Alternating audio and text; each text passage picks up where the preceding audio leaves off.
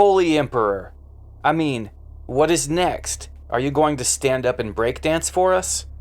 Because Games Workshop have brought another Primarch back to Warhammer 40k, and it happened today on Warhammer Plus in animated form during the latest episode of Hammer and Bolter.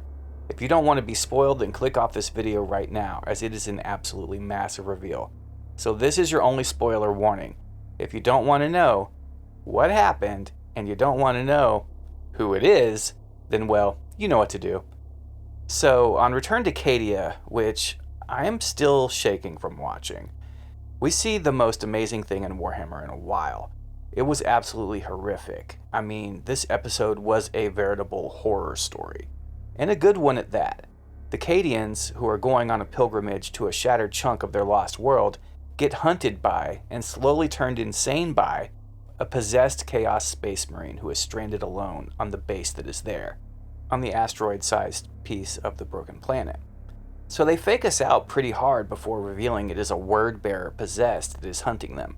They had me going for a minute, thinking it was two different Night Lords talking to one another, when it was just a Marine talking with the demon possessing him. But he's getting off on the fear of the Cadians, and it is obvious he's killed off a bunch of the various groups of Cadian pilgrims that have come there, as there's blood everywhere, and there's a whole storage hangar full of nothing but bodies. So yeah, this word bearer hunts them all down, turns some of them insane, and they turn on one another. But eventually, when the last Cadian pulls off a total boss move and sacrifices himself to blow up the possessed Marine, the Marine is in a fugue state as he dies. Then the warp opens up, and literally Lorgar Aurelian reaches right through and pulls his soul into the warp, calling the word bearer Zariel his son. He looks like he was described when he fought Corvus. He's a literal warp storm, kind of appearing like a storm giant with his crown of light. He looked awesome, immensely powerful, and totally beyond what I even thought they would do with him. At first, they kind of used a purple color palette and made me think it was Slaanesh about to consume his soul. Then it kind of got reddish and more dog-faced and evil looking for a second, and I was thinking Khorne.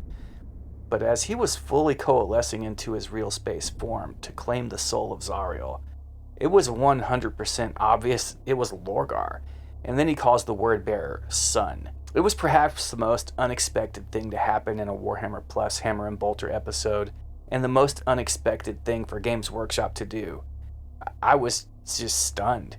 He was amazing, like a literal warp god, as he should be. Something that would be difficult to render in plastic, but came across amazingly well in animation. The episode overall was really good, but the huge reveal at the end was like if Godzilla showed up at the end of a Halloween movie and just stepped on Michael Myers. It was massive and destroyed everything. A shock and a spectacle for sure. But the implications... When Games Workshop said they were bringing all the Primarchs back, at least the Chaos ones, they weren't lying. Lorgar is 100% confirmed, current setting active, post 13th Black Crusade, post destruction of Cadia. He seemed like he was going to have something fun to do with the soul of Zariel too. I mean, it was kind of weird in a pervert priest sort of way, which is most appropriate and yet still a bit unnerving. I can't believe they did it, even though I've been screaming that it is coming for longer than I want to admit. But the Urizen is among us again. The greatest villain in Warhammer 40k, some say, and others, well, to others he's the worst Primarch, or even the worst character in the entire setting. Now Fulgrim is out, and we have Lorgar. What else will the Dark Gods bring us in this year of chaos? I mean, we basically have 2 years until Warhammer 40k is 40 years old. That's 2 years to build up to something massive, and they're already dropping multiple Chaos Demon Primarchs on us? And I have to say, it was very obvious that Lorgar is immeasurably powerful. It seemed like he was able to completely draw upon the entirety of the warp to claim power to use as his own. And it also seemed like he could take his physical form in whatever way he saw fit. Just over the top chaos madness. My main foe of all time in Warhammer 40k was a word-bearer's army. So this is like seeing the return of my arch-rival to the setting.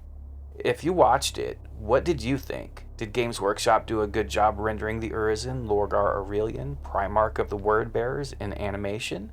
Did they do the arch-heretic justice? And remember, the entire Imperial cult is based off his work and belief system. So there's that.